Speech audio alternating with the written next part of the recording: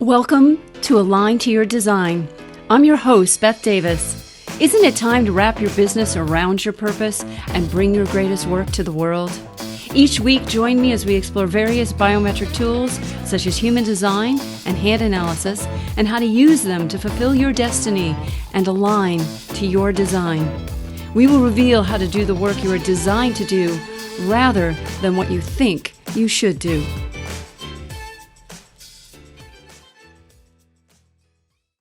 Hi there, everyone. Beth Davis. You are attending Align to Your Design, where I interview people that I feel are living their design in real time.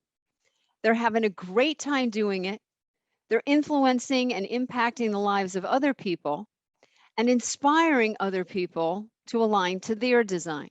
Because no matter what business you're in, your job is to make other people's lives easier, smoother, more fun.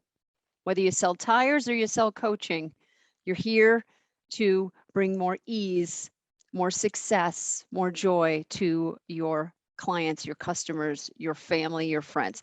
And that is really our aim here, is to help you get true to you. You know, that saying, you do you, boo. Well, that is the saying that we abide by, is you've got to learn your own design so you can customize your life to you, because what you learn out there isn't going to really help you in the long run. You will have to dismantle a whole lot of it.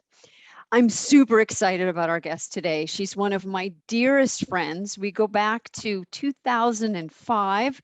I believe I was the first person to sign up for her first online workshop. I attended that workshop 3 times and have coached with her and watched her go on to become one of the most recognized entrepreneur coaches in the world. You may have heard of her. Her name is Allie Brown. She's built a coaching and consulting enterprise that has ranked in the Inc. 500 list of fastest growing private companies in the nation. She was also named one of Forbes' Women to Watch, one of Ernst & Young's Winning Women Entrepreneurs, and was an entrepreneur delegate for the United Nations Foundation's Global Accelerator Program, which she and I actually talked about before it happened. We both saw it. Oh, you're going to go to the UN. And she said, yeah. And she did before she got the invite. It's really fun when you have those moments. Allie was also featured on the ABC hit primetime show Secret Millionaire. And I recommend go watch that episode on YouTube. It's so moving. It's such a moving episode, Secret Millionaire. And she has over 250,000 followers via alliebrown.com. You can find her there. Her social media channels are rocking. I love her Instagram account. She's always doing great lives there. And her Glambition radio show on iTunes, where she interviews 7, 8, 9-figure and beyond women entrepreneurs who have these extraordinary stories, much like Allie's, of being in one place in their life and coming up with a solution and bringing it to market. So please subscribe to her podcast, become a follower, and leave a review. Her coaching and mentorship has been featured on CNN.com and many other major media outlets. She's been named by Entrepreneur Magazine as having one of the top 10 Twitter accounts every entrepreneur should be following. So follow her on Twitter. And Allie is a frequent traveler with her husband, Brett, and their 4-year-old twins, and they live between Arizona, Southern California, and Sydney, Australia. One more thing about Allie Brown, then we're going to bring her on in real time here. She has recently created an organization called The Trust, which is a premier network organization for high 7-figure and beyond women entrepreneurs. And there are very few networking groups for women of this caliber. And you may be experiencing this if you're in that range of success financially in your business, that a lot of the groups you join don't have peers. And so she's created a peer network, which of course leads to amazing business collaborations, great business deals, amazing learning and support. So check out her organization at jointhetrust.org, and she's going to share a little bit more about that. So with that, let's bring on the amazing, the beautiful, the brilliant, the irreverent, and the most talented business coach I've ever had, Ms. Allie Brown. Let's bring her to Align to Your Design. Hey there, Allie Brown. Beth Davis. I'm going to hire you to do my intros. Oh, I It's love fantastic. doing that. I love doing an intro. Oh, it's so good to be with you. So Yeah, it's nice good to to see see you you. too. Even though some days I prefer audio, I was like, oh, this would be good to see Beth. Yeah. And it's great for people to see you because you are well, you're beautiful and telegenic, but you also have such a wonderful energy about you when you're teaching and when you're presenting. Thank You you. really draw people in. So, will you share with everyone where you were before you decided to become an entrepreneur and then Oh how God. you became an international mentoring sensation? Because you really are. I mean, most of my clients will tell me on my dream board, I have Allie Brown and Oprah, and then they list some other people, but you're on people's dream boards now. You've reached dream Yeah. board level. It's funny. And I say, oh God, just going back, because doesn't it, I mean, as we get older, I'm like, you kind of count the years, and I just turned 50, and it's almost weird to go back, right? Because it seems like so long ago, but it is good to go back because everyone needs to hear like how things started. And I'm so glad things started when they did. I'm glad they started before I had a lot of people to compare myself to. There was no social media, the web was new. And I mean, Beth can go back there with me. Some of you listening, watching this may be like going back to the old days, but like, so it's 1998, trying to put you in the right frame of mind. I think maybe a year or two earlier, the number one song was Macarena. Just puts you in that time frame, okay? Like, let's go back to the 90s, like hip hop, Salt and Pepper. And the exciting thing at the time was that the web was so relatively new. And I don't know if you remember that, Beth, like it was like, oh my God, this thing's going to come out and connect the world and we're all going to be a part of it. We didn't really understand it. And that's how this started. But I'll tell you, my last job, I switched around job to job to job. And I just thought something was wrong with me because I kept thinking, okay, everyone I graduated school with has had like the same job, for like 3 or 4 years. And I'm hopping around and I'm like restless. There's just like this restlessness. And there was one point I was working full time at a publishing company. I was teaching step aerobics. I was selling vitamins off my bicycle. I joined a network marketing company.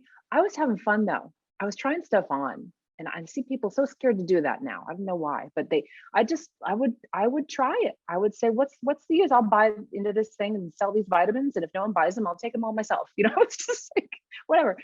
And, but my last job was at this little ad agency in New York. And I worked for these two older Orthodox Jewish guys. And I was the first, I believe, thinking back now, like one of the first kind of outsiders they let into this agency. And so they didn't know what to make of me. But I came from this healthcare background where the last job I had, I wrote newsletters for health insurance companies who would publish like magazine style newsletters for their insurance holders, right?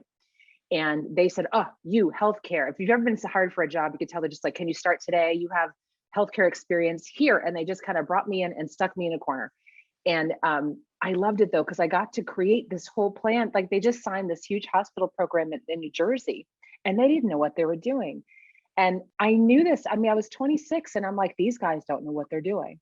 And they trusted me. And I felt so proud, like, because I knew what a big deal it was for them to like let someone new in, put me in the back and say, you work with the clients. And I figured this whole thing out myself. They said, we have a printer, we have a designer, here you go. And that is when I started realizing I'd probably love to run my own thing, right? And work for myself, because I was doing everything from getting the ad copy out to the clients to I knew how to fix the fax machine, because when Tony's rabbi would come in, it would always break. Like he would break like all these stories are going in my book. I realized, Beth, I'm not writing a business principle book. It's all these stories, like hysterical stories from like New York. And I just loved, the place was like a comedy. But what changed is when I had a freelancer coming in and out. His name was Eric, and he did the design. And I got to know him because we'd sit there and move the clip art, like nudge it over and try to get the columns right. And finally I said, how do you freelance? What is freelancing? Because I noticed you're not here all day. I've seen your invoices. You charge really well. You come back from the Hamptons. How do I freelance? He goes, he's like, you could do this easily. He goes, there's so many ad agencies in town that don't hire full-time copywriters or designers. So you could get some gigs and probably make twice as much as you could make now. I mean, my jaw dropped, like my awareness shifted in a way that had never shifted before. I was like, how soon could I do this? Because I got a little disenchanted with the office, and they wouldn't update it. There was one bathroom and, like, 8 men and 2 women, you can imagine, just all these things. So I really just decided to leave. And I remember going to the Barnes and Noble down in, I think it was Union Square, and I picked a book off the shelf. It was how to make, at the time, it wasn't 100 grand, it is now. It said how to make $85,000 a year as a freelance writer by Bob Bly. And I picked up that paperback and just started to learn how to work for myself and get gigs. And I walked into ad agencies. I asked for referrals. I joined like networking groups. And I'm just so glad, looking back, Beth, that there was no way to do it online at that moment, because I had no one to compare myself to. I had no one to even ask what they thought. Like, I just had no choice but just to do it. And that is how that started. The turning point was when I started an email newsletter with a list of about, like, 10 clients I'd put together, and a few colleagues, and like my cat. I mean, just like, this was all there was at the time. And it was in my AOL address book. I mean, this is how we start things. And I started sharing a bit about what I knew. I started teaching, like, oh, these are some things that I see are working. And then if you could say you wrote web copy, these ad agencies would just pull you in. They thought you were like a new god. If it was just this new media that no one knew how to do. And so I wrote a bit about that, started to grow the newsletter. Then people started asking me, how are you marketing with an email newsletter? And so I was like, well, I don't know a lot, but I've done enough to get some clients from this. So why don't I write an ebook on this? Because I've started to see ebooks. So I literally bought an ebook on how to sell ebooks online and just put it up, and I sold it for $37 and would start selling products online. And this was so fun. And I mean, I kind of miss these days. It was so simple. I had no one to say, oh, I'm not doing as good as her or him. Everything was so new. And I loved learning. And that turned into people asking me for more business advice, teleseminars, if you remember those, just the classes on the phone. I've come to your teleseminars. Oh my God. I was doing them before they had bridge lines that muted. So you would hear people flushing and making dinner. And it was just, and it was such an exciting time. And that turned into bigger conferences. It turned into big home study kits and like all the stuff during the heyday of that time. And I mean, we were shipping out products and speaking, and so much fun. But really where I landed that I loved so much was the coaching end of this, because information is helpful, but it changes all the time. The people, when I'm working with them, it's the person you're becoming that is the gift in all this. And in the end, that's who I'm really here to help, are the leaders who are transforming through this process of growing a business. Oh, what a beautiful realization through your own journey, that you really are here to profoundly help someone develop, in a sense, their truth and their depth. What could be more important, really? In the end, I remember hearing Jim Rohn say that. And if you don't know who Jim Rohn was, he was Tony Robbins' original mentor. Tony kind of took a lot of those ideas and then added cool music and flew through the air, and really, but Jim Rohn was the originator of a lot of that type of thinking. And he said, you don't become a millionaire for the $1 million. You become a millionaire for the person you become in the process. And I remember just sitting with that for days going, wow, that is what it's about. That is what it's about. Because especially for women, you break through that first million. And I mean, the real way, there's kind of chance launches in these things. Right. Of course. You land backwards in gold. But when you really work for it, you really earn it. Who you are at that stage, you've learned to likely manage a team. You know who your friends are. You've had things bomb. You've probably blown up a relationship. There's just all these check marks on the way to that point. That I was asked today in an interview with Business Insider. They said, why did you choose to work with women? And I said, because it's fascinating.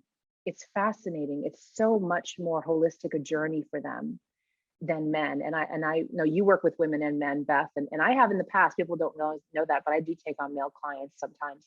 And it's I find it quite boring, actually. It's just a very linear process for many of the situations I've been in. That's changing. I think there's many more men now involved in business that are more holistic viewed, and a whole other conversation we could have. But for women, this is such a personal journey into who they're Hmm. becoming. Absolutely. Absolutely. And in part, I think it's because of just how our brains are structured. Men in general are very single focused. So if you give them a task, they're very good at being single focused and getting that task done. Whereas Yeah. the way the female brain, everything's connected left and right hemisphere. And so we are always aware almost of everything at all times. I know where the dog is in the house. And when I used to have kids, I knew where they were, right? And I know how much food's in the fridge and right. Oh, Yeah. do we get gas for the car? And blah, blah, blah. Like we're aware of all of it. And so because of that, I think more circular awareness, we can't just go towards the goal without understanding how it impacts the rest of what we do. Yeah. Now, you often give clients the opposite advice of most coaches. And I wondered if you could tell us more about that, maybe give us a couple examples. Yeah. But it didn't start off that way. So, when you and I met, and meeting you was such a pivotal turning point for me, because that was, I think you were the first sign up for my workshop in 2005. Remember that story? Yes. and Yeah. and that's when I was very much about teaching, teach, teach, Hmm. teach. Like I would get information and teach. Remember, I think I showed you guys how to do HTML code Oh, and you freaked did. everyone out. Yep. And I started doing HTML code after that. I was like, thanks, Allie. Save me some time. Yeah, I just loved teaching what I knew, right? And so I would share it, share it, share it. And once I got into the internet stuff, I learned a lot from watching the guys, and loved the guys, loved like what they built, and we need that. And I'm going to quote my friend Claudia Chan. She said, the world needs a mom and a dad. And I think that's Yeah. very true. Like need the feminine and the masculine. But I learned from just emulating them, right? Because I was looking at the bigger launches, and I'm like, oh, okay, we'll just do things this way. And then as I built it, just got so a bit disenchanted with everything. And you met me before that, I think when I was still building. It was so exciting. And then, but you've been so privy to my journey that I think you saw, a turning point where I started to also see the big levelizer, or I'm looking for the right word, is when social came on, it kind of ruined the party for me.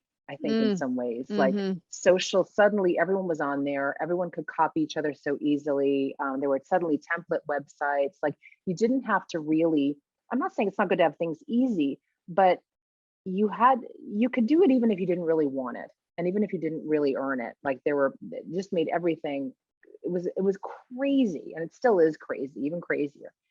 And I started to just look at what was happening, and I'm thinking, all right, if I'm just teaching information, that's very easy to knock off and copy. It's going to change all the time. This isn't really why I'm here. I don't want my epitaph to say like she taught the online blueprint. Do you know what I mean? Like what is this all about? I think it's when I kind of met you, and I'm like, Yeah. and it was evolving, but I was still enjoying it. I still helped so many people. It was great. But there's this little inkling, which I think many of us have at times. You're like, what's the next chapter? What's this about? Like I can't. Mm-hmm. And I started looking at a few things. One was the internal part of this, and what do I really desire? Like, why am I here? And then externally, though, I was starting to lose my positioning. I was starting to get questions, and my team was getting questions of what's the difference between Allie's program and the coach that dances in her videos. And I'm like, wait, what? Wait, do you know what I Who mean? Like used I'm to be simple. your client? Oh, a few of them, yeah, and they're still, and I'm like, you're getting a little old, maybe. Yeah, yeah. So it's, and hey, if you dance in your reels and make money, God bless you. I just don't have the energy for that anymore. Too much going on. So, Oh. I started anyway. The point being, I started to see all this craziness, and I'm like, oh my gosh, wow. If people don't see the difference right now, and then I need to go just pick a new lane. Like what, like, I'm Inc. 500, and I've done this stuff, like you said, the UN, it's, I mean, all this stuff, Secret Millionaire, and everything happened. And I'm like, all right, so from an external perspective, sometimes we wait too long. Mm-hmm. And there'll be a little wake up call when you realize you've not been so clear in what you stand for, or you've not been acknowledging it. And I think I got sucked into that lowest common denominator marketing and trying to help everyone. So this is a multi-layered answer, but it's very important because we wait on both. Sometimes we wait too long to say, okay, do I have permission to make a change? What do I really want? Even if things are going well, you're trapped in excellence type thing. Mm-hmm. And then externally, though, if you've not been watching what's going on in your industry, then you may be thrown for a loop, because suddenly people won't be able to tell why they should invest in your program. Why would they want to work with you? Why would they want to buy your product, right? So that's the external conversation in all this. And the thing I knew for sure, all I knew is like, if I want to stand out immediately and probably honor myself, I'm going to start dismantling this stuff. Mm-hmm. And I started to. And so 2011 is when I was on the show Secret Millionaire. You were there with me for the premiere. And that was a life-changing show. If you want to see it, you can still see it, I think on Amazon and maybe Hulu, a few of those places. You'll see me just transform on that show. You'll see me go through an experience that really reoriented me and to get clear on what I wanted, because I hadn't had the space to do it. I had to live among the homeless for a week to actually have that space in my life to think about what the next level would be like. Because I was at a point, I had every 5 minutes of my day scheduled. I mean, having a blast, but then kind of at night quietly going like, where's this going? Right. Mm-hmm. And so all these experiences had kind of pointed me in this new direction to start to want something different, and made some big changes. I made some big changes. I decided to dismantle some of the programs I built. I wanted to make a lot of space. I wanted things to be simple again. I wanted to only work with the clients where I knew that I was just in my absolute sweet spot and had literally no competition in that particular lane. That's working with the women in 7 and 8 figures, as Mm-hmm. far as like really coaching them individually and working with them and nurturing them. And so, I mean, me suddenly, the thing I did, what was interesting, I made the shift for myself.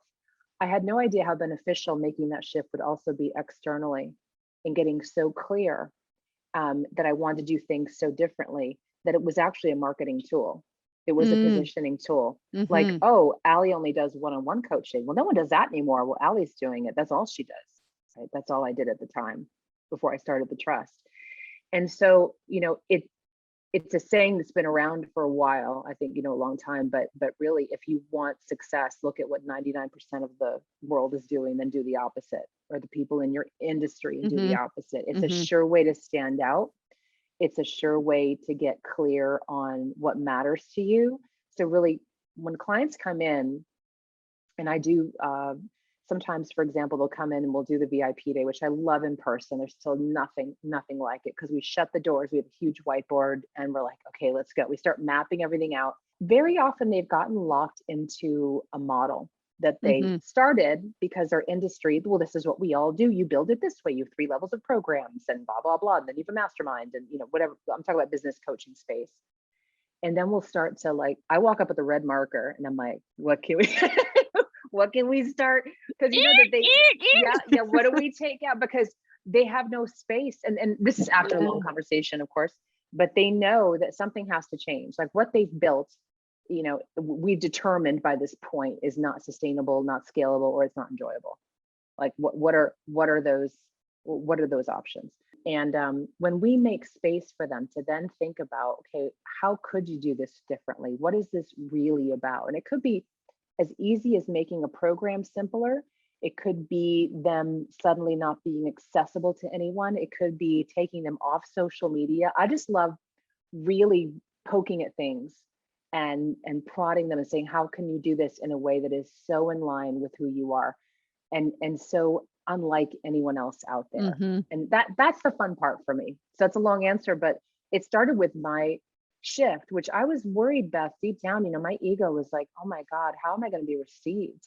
Who am I if I'm not doing huge events with acrobats? And do you know what I mean? Like part of me was like, Allie was always Yeah. doing the big thing. If Yeah. she Yeah. did big, I'll do bigger. I'll bigger my biggerest, let's do it. And it became about a whole different game. I mean, it became about honoring the metrics that really, really mattered to me, and not looking at what else anyone else was doing. That's brilliant. And it just occurs to me that our listeners and watchers could maybe figure out what their metrics are. What are your fulfillment metrics? And pick what, 5? Keep it Yeah. simple. And it's going to be changing now. I mean, freedom's a metric. Time off Yes. is a metric for me. Not working Fridays is a metric. Yep. For maybe some of you, maybe not working Tuesdays is like something Yeah. that you want to do every week, or it's changing the game. And this is a microcosm for what's going on in the world right now. And the old systems, the matrices and the paradigms, everything's being blown up now. It's so exciting. It's such an exciting time. It's terrifying and it's exciting at the same time, because we are reinventing all the new models. Yeah. And so here we are with all this control over our own business. And so many of us are paralyzed to make changes. We're moving as slow as a corporation, when really you can decide instantly, I don't work Tuesdays. Yeah. Right. It's really true. It's really true. I take Mondays off now, which is just been a game changer for me, to not have to wake up Monday and work.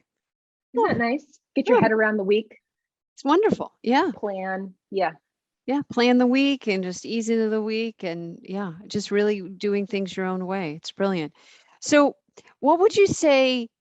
So you take people through this process and help them figure out what to keep, what to shift, create space for new ideas, new approaches to come in, and showing them they can pivot quickly because they're nimble. What are some of the strategies that your 7-figure plus clients have been implementing of late that are working really well? People want more high touch right now. Mm-hmm. People want different. Mm-hmm. People want, the tech's taken over. If you have an opportunity right now to do still anything in person, anything with small groups, anything where people get something real from you, you have a huge advantage. Not everyone's up for that. I totally get that.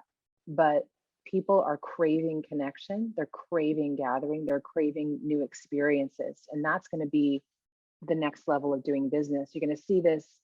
There's a bifurcation in so many places in the world right now. And you see these splitting, and everything from incomes to how we look at things to literally the ascension, right? If you're following along with the ascension language, you have the 3D and the 5D, and I love talking to you, because I don't have to explain the stuff. I'm like, yeah, blah, blah, blah. And now the whole audience will know what you mean about that. Exactly. I'm usually like, I'm like, should I mention this to Business Insider? Who knows? Maybe they're like, oh yeah, totally. So there's this kind of bifurcation, and when you look at there's going to be a bifurcation, like in how people want to be worked with. There's the tech, low touch, right? Everything's apps, instant click. You have a brain fart and something's delivered from Amazon, right? Like, just, you don't have to think about anything, right? And there's going to be this whole other side of gathering and connection and people, and that high touch, like transformational work with people. So you, Beth, and people who listen to you, a lot of people in these spaces are going to be incredibly increased demand for these kinds of experiences, these kinds of services. And I'm seeing that in my clients as well. Many of them have a mix right now, but when they are doing more of that high touch, and it's about quality of life and the meaning of the work they do, they're getting a lot of response. Mm-hmm. Yeah. And I want to give you credit too, because I want to draw into the conversation the work that we did together, because there was a lot of this time that I felt so different until when I met you. I remember you were in my events and my programs, and finally I'm like, can I get a reading from you? And that's back when you were doing solely the hand analysis at that time. And that on its own was, I finally felt like I wasn't abnormal. Mm-hmm. I finally understood more about how I was wired, and it gave me just this. I always had some confidence. It wasn't a lack of confidence, but it was a little confusion over why I was here and why I always felt different and never felt like I fit into a group. I still don't often feel like, I don't go to a lot of things, probably because I just feel like still like a bit of an oddball. And when you did that very first reading for me, and then we did several from that point on, and then when you link in the human design, my mind was blown, because it finally explained also these waves of how I would feel, that I would beat myself up, be like, I'm not on. Why am I not wanting to like power through this, make it happen, right? Because you see people doing that, and that's where social for me was like the death of me, because if I paid too much attention to that, I'm like, I'm not doing enough, I'm not marketing enough, not enough people know what I'm doing and how cool I am. And like, I just get overwhelmed with that stuff. So then I would just shut it off, and I want to go hide. And you said that's how you're designed. And I said, oh my gosh, really? So these waves and honoring who we are, I mean, that's the whole new journey that we're on. So I'm It happy to talk is. about that if that's where you want to go. Sure. Well, I mean, what we're on really in understanding our design, whether we use hand analysis or human design or just straight ahead astrology, is that we're moving into a time where the person who's individuated or differentiated into their true self has the advantage because they're more creative. They don't need to look outside themselves for their answers. They're Mm-hmm. inner directed rather than outer, even though they're in response. We're all designed to be in response to our environment, but we're not meant to make our decisions from the authority of other people. We're meant to make our decisions internally. And this is a pretty recent development in our evolution. 1781, actually, our decisions moved from the mind to the body. So to witness you so fully in your physical body, because that's the first thing, right? Is you've got to actually be inside your body and be able to feel your body to even know, yeah, I'm going to cancel that meeting today because I am not in a meeting kind of mood. And I want to be there for those people. And they deserve the best of me, but I deserve the best of me, which means I'm canceling the meeting. So your design in particular, you're here to be influential to other influential people. That, so there is a rarefied quality, and it's even in one of your gates is 31, which is influence, and you have line 3, which is about exclusivity. And so much of what we're taught is, oh, include everyone. Well, my design is include everyone who wants to play, provided they don't throw sand at anyone. They're welcome. Not your design. Your design says you'll only really be able to lead those who lead, which is what your business is about, is calling on other leaders to show how leadership is done. And I think being a leader to leaders is a very important role that often gets overlooked because mostly leaders are leading a community or they're the spokesperson for their corporation or whatever they're doing, that's maybe impacting others, but who's helping them? Who's leading them? And the other thing in your design that's so interesting, so you have this exclusivity piece, being an influencer to influencers, a leader to leaders. The other side of it is you have the design of a profound healer and transformation agent. And one of the things that your design requires is that you go on retreat frequently. I need So more of that. your day Yeah. will have downtime structured in the way you set up your day. Will have a lot of spaciousness. You'll take little retreats right at the local hotel. Like, hey, family, here's my phone number. I'm going to be there for 2 days to work on my book or whatever, right? Mm-hmm. And then you may actually, like you described, just completely dismantle what you're doing and disappear for a while you regroup, and then the rumor mill starts. Did Allie Brown quit?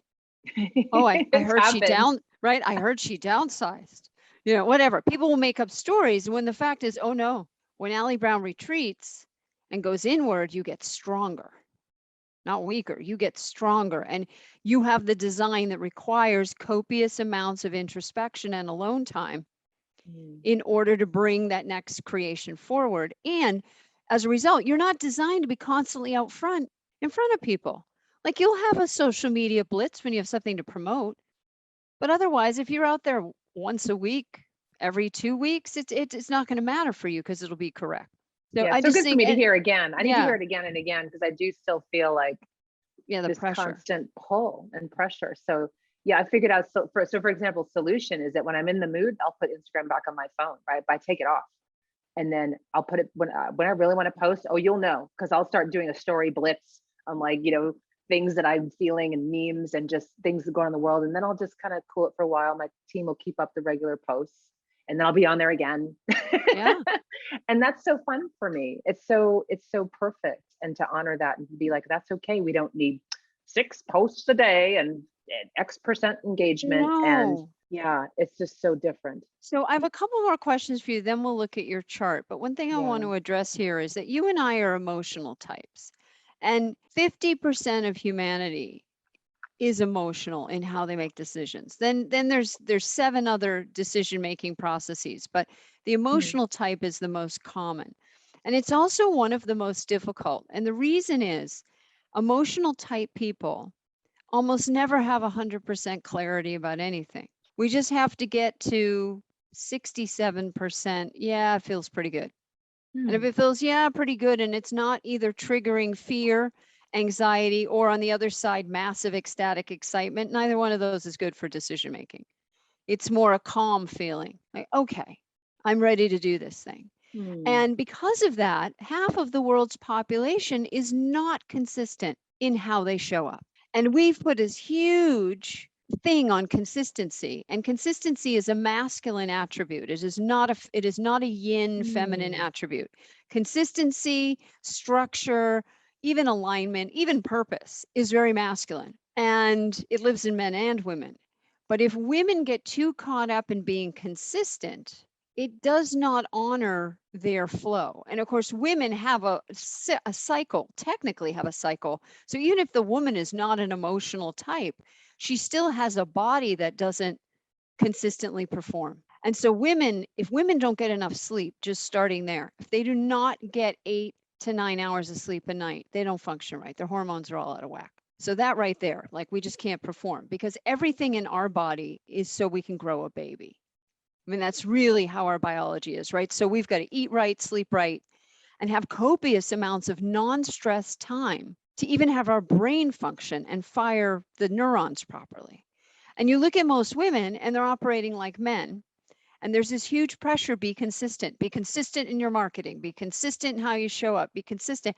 I don't have any consistency in my chart. You have a little bit. So people will say to me, I need you to be more consistent. I'm like, then I'm not the person for you. I just flat out tell them, you will never get consistency from me. You will get you, I will honor my yeah. word, but that's different. So we are the more emotional types. And so your waves, they're literally waves that go up and down. And you're here when you're calm and you feel like, yeah, I'm ready to come out of retreat.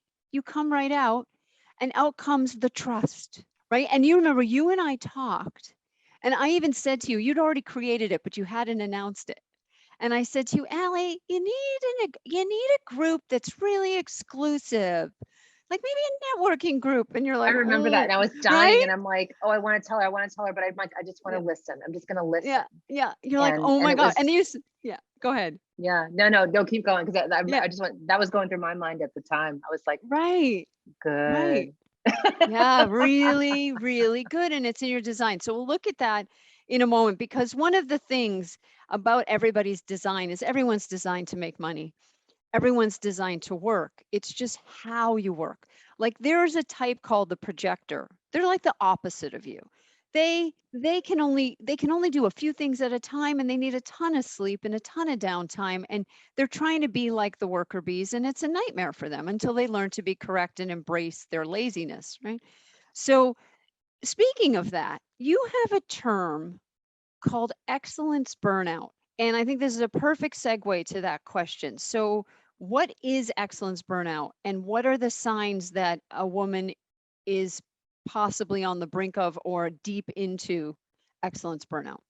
Excellence burnout's where I was. It's where you are proven. It's where you generate the money sometimes. It's where often we build a whole brand around ourselves in excellence, but we're craving the genius. And Mm, I got this concept from Gay Hendricks' book, The Big Leap, which I often give to my clients because typically they'll be at a level where they are just trapped in excellence.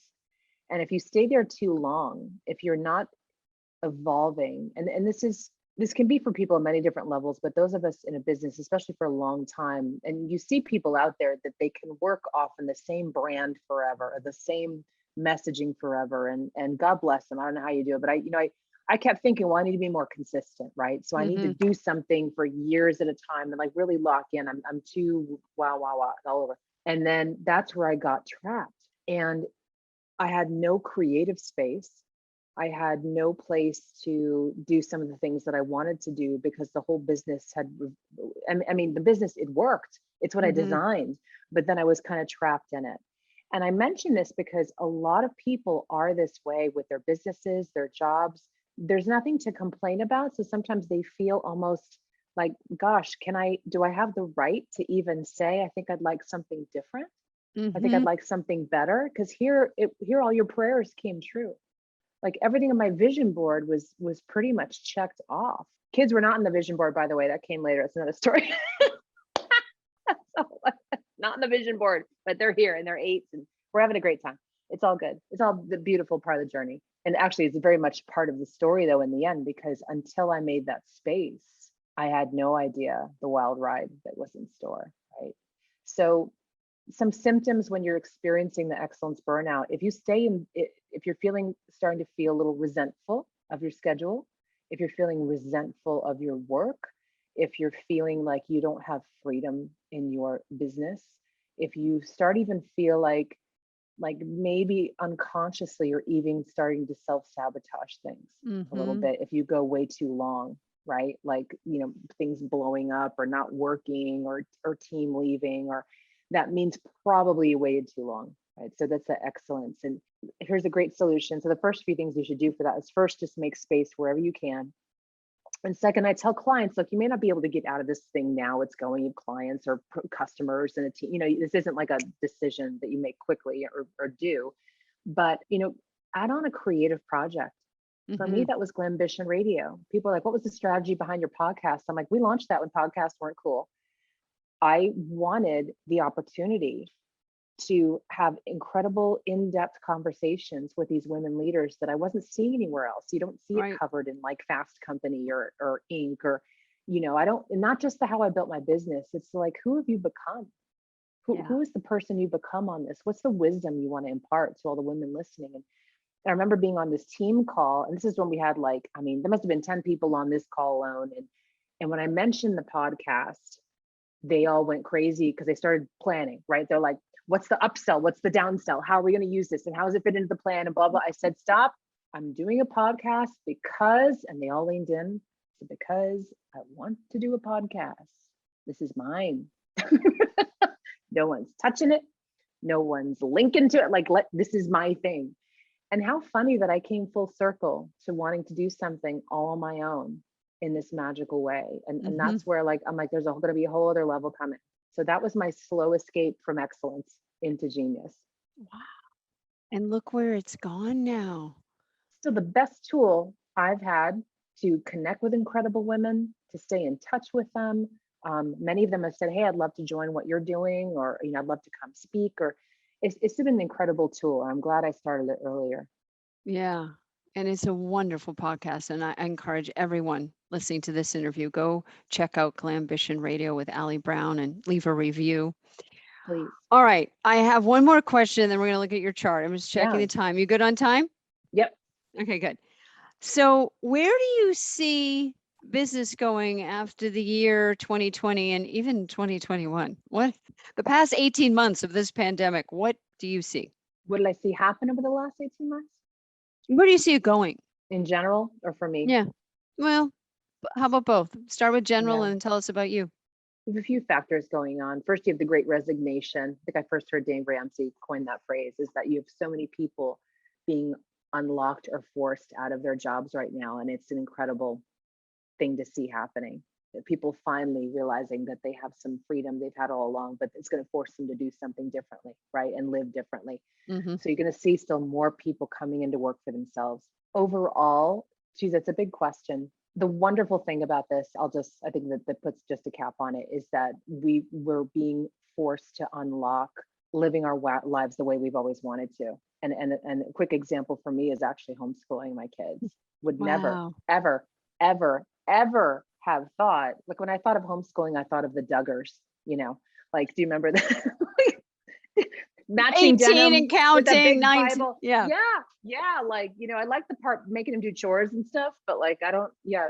And then when all this, the weirdness started happening and we weren't sure like what school was going to be. And then they were going to be home on a device. And I'm like, at that time they were, they just turned 7 at that time. And I'm like, I don't want them on an iPad all day. I sent them to Montessori to not be on the iPad, And finally, we're like, what does it take to pull them out? In Arizona, you just like fill out the form, then you can go have them work on the farm, I guess, or whatever. But it's Right. so simple. And I'm like, Brett, I think we could do this. And he, to his credit, that man was so on board. He's like, yeah, totally. So this has been the last domino for women business owners, because education was kind of the last thing we tolerated, right? Mm-hmm. Like the bus comes, you put them on, you go, thank God, and then you get on with your day, right? And you don't really know. I mean, you kind of know what they're learning, but you may not know. But it's just school, and it worked. And we went to public school, and I was fine. So they'll go to public school and they're fine. And then man, now that we got a taste of the homeschooling, don't get me wrong, there's still days that I'm like, I'm gonna put you guys on a bus. I don't even know where that bus goes, but I know it comes at 7:30. You guys Nice. took me off today. But overall, it's been this incredible experience that we opted into again for this year, because you realize what you're capable of. And this has unlocked freedom for our family. Now we can travel when we feel like it. Yeah. When hopefully, maybe by next year we'll be able to go back to Australia, which we were going every year. That's where Brett's from. And so, there's this been unlocking and very uncomfortable moves that we've had to make. But then we kind of settle in. We're like, oh, we're kind of made for this. This is kind of who we are in the Mm-hmm. first place. That's what I see transforming people on many levels. Wow. That's wonderful. What a great story. One of the things in your human design is motivation. We all have motivation in our human design, and your motivation is hope. It's hope. And I was Hmm. thinking about that as you were sharing through this whole interview, how hopeful I always feel when I speak with you, that the way you actually motivate others is to give them hope about the future and to give Mm. them things to look forward to. And you very much orient from this observational place of seeing what is and seeing what could be. And it's your genius, this hope energy, right? And not hope without a plan, hope with a plan, but just very, Mm. very hopeful. And the thing for you, while we're talking about hope to be aware of, is that you want to watch out that you don't slip into guilt, because Mm. guilt is your not self. Guilt is when, and we've talked about this, I think, guilt is when you feel like you should be doing something, or you should be showing up a certain way, say on social media, the shoulds for you. Whereas some people are actually able to motivate with guilt. It's in their design. And they're the Mm. people who are more the taskmasters. Well, if you eat that, you're going to get fat. That's like a guilt motivation. Whereas hope motivation is, hey, you may want to make some changes with your body. Let's talk about what results you're looking for and create a plan. So Mm. both help motivate people depending on who's delivering the message. And you're the person that delivers hope with a plan. So it's just really a beautiful thing. So before we Mm. wrap up, shall we look at your human design chart? Sure. Now, as I say to all of our watchers and listeners, I always ask the guest, what should we talk about with your human design chart before the show? And so we're going to look at your purpose as it relates to how you are designed to go in and out of hiding or in and out of retreat. Because I think I meet a lot of people that have this, and they feel very much like you do. They feel that pressure and even guilt sometimes to be consistent, to be out there all the time, and to be always forward facing. And some people have that in their design. Some of the mega famous people out there, they're in their design, they're just visible. Machine. They're just Yeah. visible all the time. Like Jennifer Lopez, like I don't like, some people just never go away. It's in their design. Not that Hmm. she needs to go away. I like Jennifer Lopez, but there's some of the What others out happened with there. A-Rod, by the way? What really happened? I don't even know what Oh, happened. I think he Somebody, probably cheated on her. you think so? They Oh, yeah. looked good together, though. I They hate looked Ben. really, they looked really good. But every time I would see them together, I think, oh, well, just wait. Just you wait. And sure Like enough, there. I Ben's feel no bad. better. Oh my gosh. She really, He's she gross. goes in for these broken cats who haven't quite solved their problem yet. They're not Yeah. totally recovered, and that's she needs someone who's in recovery. That'll help her a lot.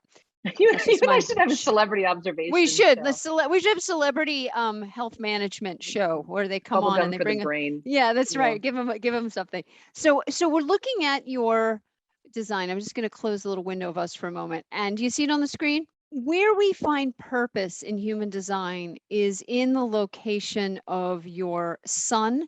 This is at the moment you're born. and your earth, and then the design sun and earth, which is 88 days before you're born. And every human alive has this going on. And so 88 days prior to your birth, this is when the soul actually comes in. And the soul crystal is right here. It's basically our neocortex. Our soul lives in our neocortex. Interesting. And what the soul does, the soul crystal, it's an actual crystal. It informs the building of the body. Now, what's interesting is when we die, that crystal goes back out into the field. So this idea of past lives and reincarnation, it has some basis in how consciousness travels through time. I don't think it's as literal as it's been made out to be in terms of actual bodies people remember, but you have a soul. And so your soul came in. So when we look at the sun and the earth, they make up 70% of us. And so you have a very interesting incarnation cross. And I want to talk about it because you're a very visible person. And there's things in your chart that lay that out, and I'll show that. But let's just talk about your personality sun, because that's the first thing people see when they encounter you. And I'm going to tell you, I'm going to look at my book here. The keynote for 33 line 4 is dignity. Dignity. A lack of turmoil in retreat. The underlying faith in resurrection that turns retreat in an opportunity for renewal and regeneration. The healthy retreat for regeneration. Well, I like the word resurrection. It Yeah. feels like that. Yes. So what happens for you is when you hit what Dan Sullivan, the coach Dan Sullivan calls the ceiling of complexity, your natural inclination is healthy. It's to retreat and say, okay, what am I keeping? Like you do with your clients. What am I keeping? What am I getting rid of? What excites me? What's creative? What's going to cause me to want to step out of retreat? But you need to go into retreat first. And then your personality earth, which is where we are growing as souls. So the personality sun is what people see. And this is in Leo. You're a Leo. So you shine with that Leo energy, and people see this tremendous dignity you have. You just carry it. You've always had it. And even the way you speak, you can get away with saying some pretty heretical things, because you deliver it in this very dignified, classy, thoughtful manner. So you're not haphazard in the way that you go about things with this design, and it's calculated, and it needs to be. And then where you're learning, all of us are learning, is our personality earth. It's the part of us that's really needing to get grounded so we can be most effective with other people. And yours is down here off the root.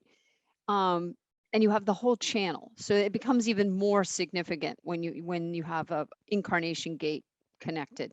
So 19, let's just look up 19.4, because this is what you're learning, is the team player. Individual approach, which attracts and accepts cooperation, the power and energy for outward activity, and the ability to accept others as long as they can keep up. A driving force that can benefit the whole group, the energy to seek out and exalt in the company of others. Pretty amazing. So it's an interesting paradox, isn't it? The dignity to go into retreat, and then when you come out, have the right team there. Yeah. Have the right people to exalt with.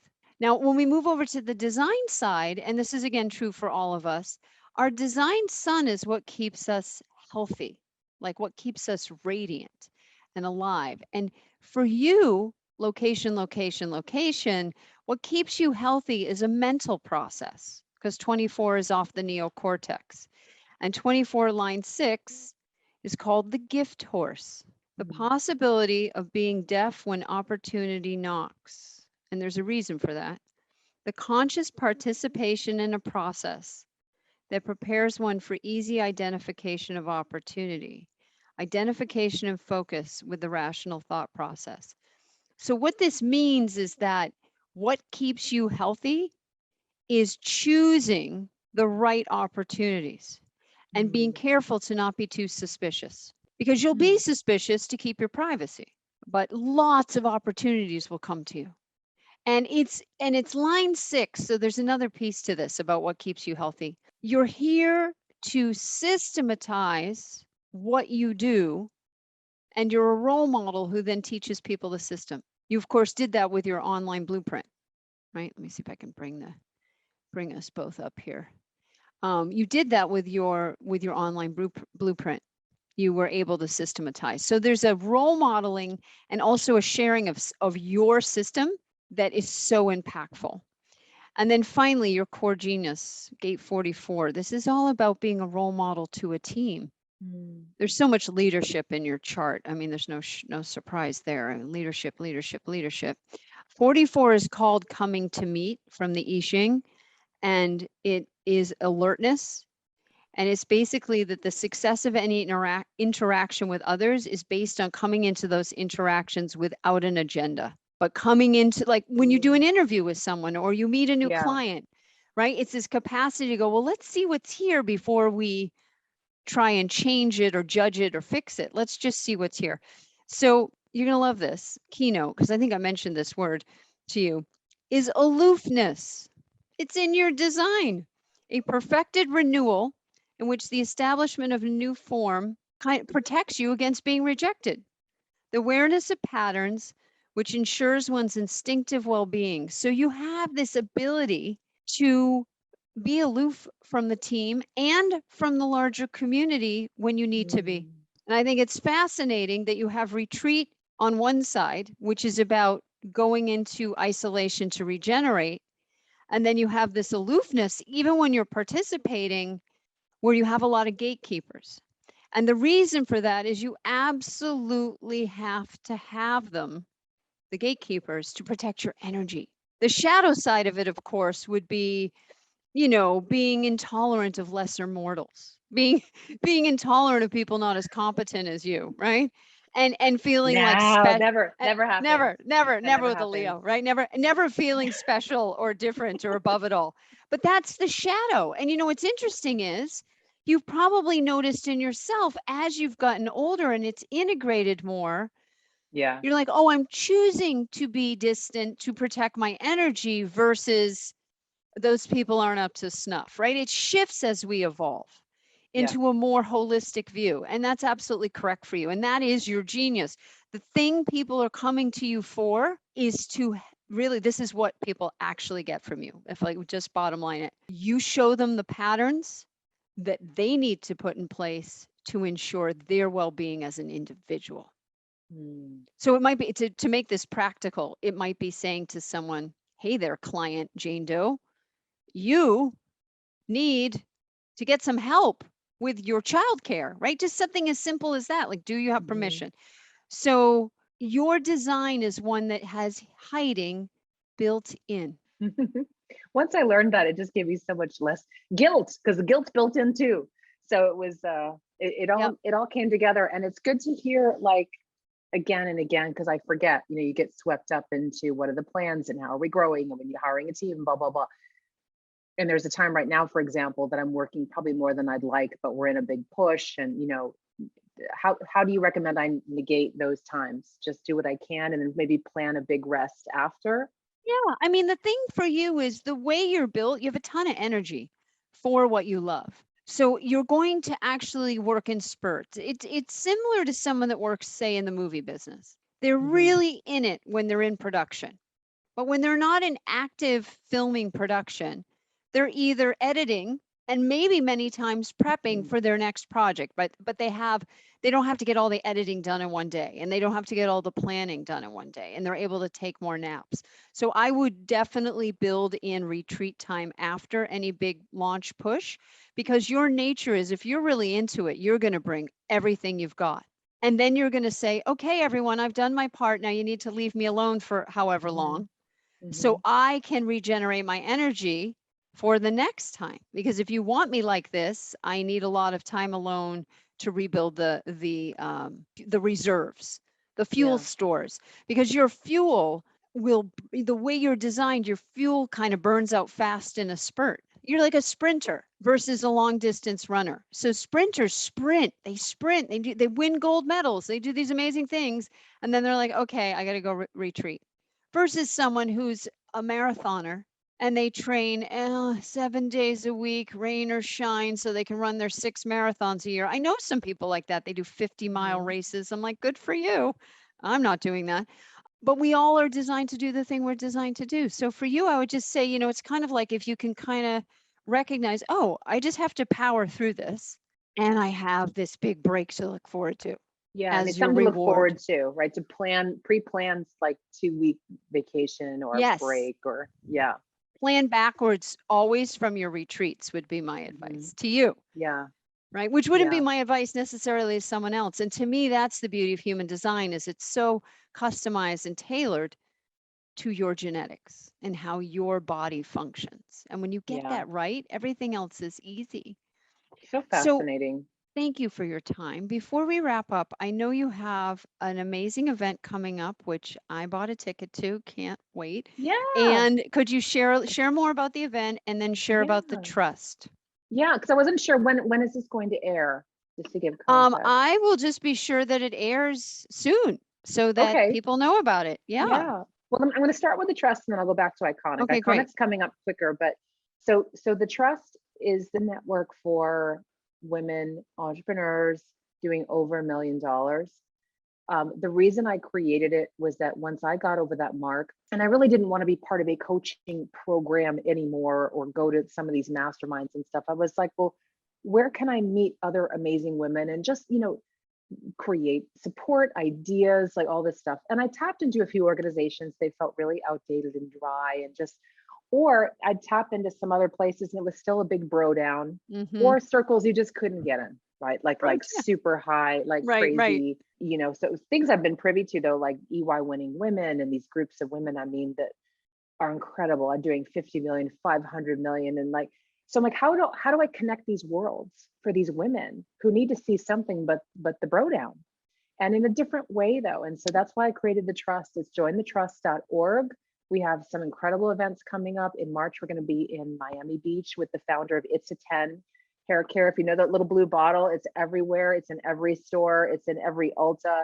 She's built a $500 million company from one product. I love her story because she had a line of products that bombed. She said, I'm going to create one amazing hair product. And it took off. So we bring these women in to spend the morning with us. There's so much more, but jointhetrust.org. We'll be happy to talk with you if you're a fit. Now, if you're not at $1 million, have a look at Iconic, because Iconic, we attract a lot of women over $1 million, but we don't require you to be. So it's a wonderful room to be in. If you like some of the conversation today, it's 2 days, exciting conversation, closed doors. This isn't like a filming event, dog and pony show. Like it's amazing women in a room. And I'll tell you right now at this moment, the average revenues in the room are still about $2 million.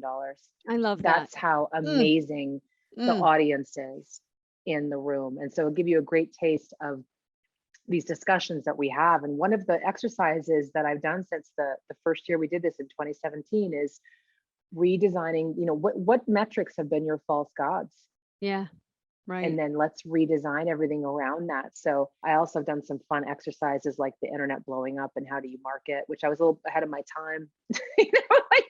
The internet just getting weird, or you can't market anymore, the algorithm change. So it's like a lot of exercises to get you just out of your day-to-day and kind of reorient you and go like, what is this really about? What's my iconic work in the world? So go to iconicwithalliebrown.com. We have more seats available. We're over half sold out. We'd love to consider you. Please apply at iconicwithalliebrown.com, November 3rd and 4th here in Phoenix. Wonderful. And we'll be sure that those links go out and that this interview goes out in the next couple of weeks here, so everybody knows about what you're up to. Thank you, Allie Brown. Right. And come to Iconic, see both of us. We'll both be there. That's right. We will both be there. We'll both be there. Yeah. Thank you for this incredible conversation. This was such a pleasure. We could do a marathon. Yes, we could. Not this, but this. Right. Talking. Yeah. So those of you watching, if you want us to do a marathon, let us know. Thanks everyone for being online, Yeah. Your Design. And thank you, Allie Brown. Such a pleasure. Thanks, hon. Love you.